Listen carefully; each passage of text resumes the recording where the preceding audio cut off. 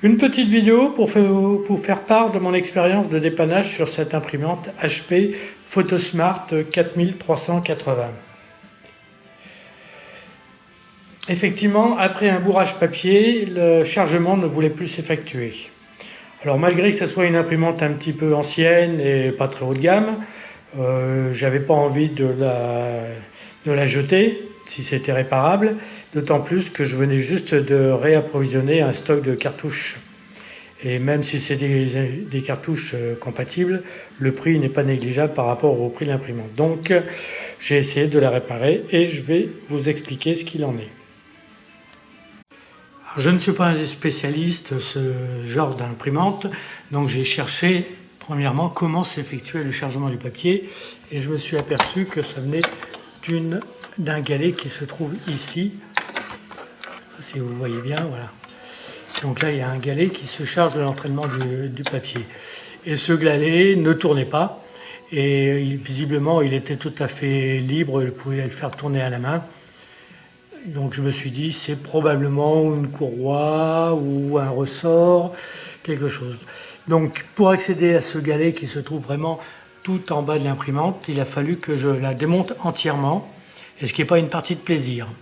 Il y a une bonne trentaine de vis et malgré tout, je n'ai pas réussi à désolidariser entièrement la mécanique de son support pour accéder au galet. Donc j'ai cherché par un autre moyen à voir d'où ce galet pouvait être. Finalement, je me suis aperçu que un des galets principaux pour l'entraînement du papier était sur un axe. Bon, ici, on ne le verra pas très bien, on ne le verra pas. Et que ce galet, l'axe qui porte ces galets ne tournait pas.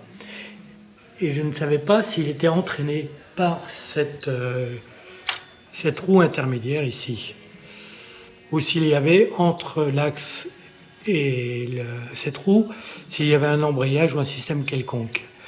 Mais en y regardant de plus près, je me suis aperçu qu'effectivement, l'axe devrait être solidaire de cette roue et ça patinait.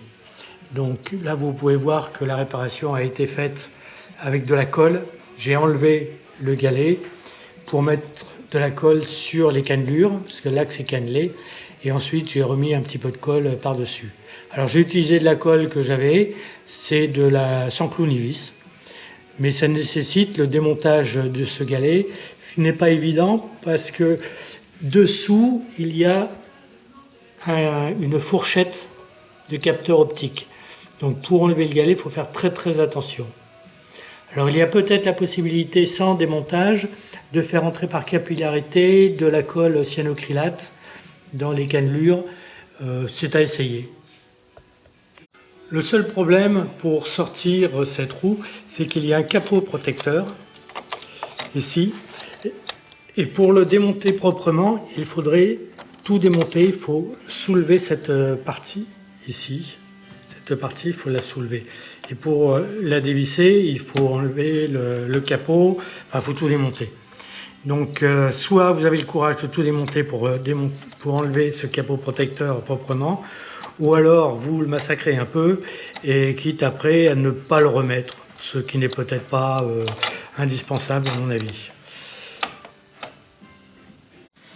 Au départ, il faut simplement démonter les deux vis du côté gauche.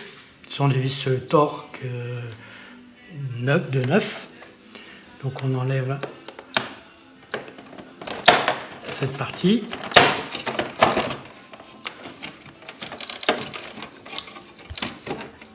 Et on accède donc à cet axe fautif. Voilà, j'espère que ça vous aura été utile. Moi, j'avais rien trouvé sur internet, donc c'est pour ça que je me fais cette petite vidéo sans prétention.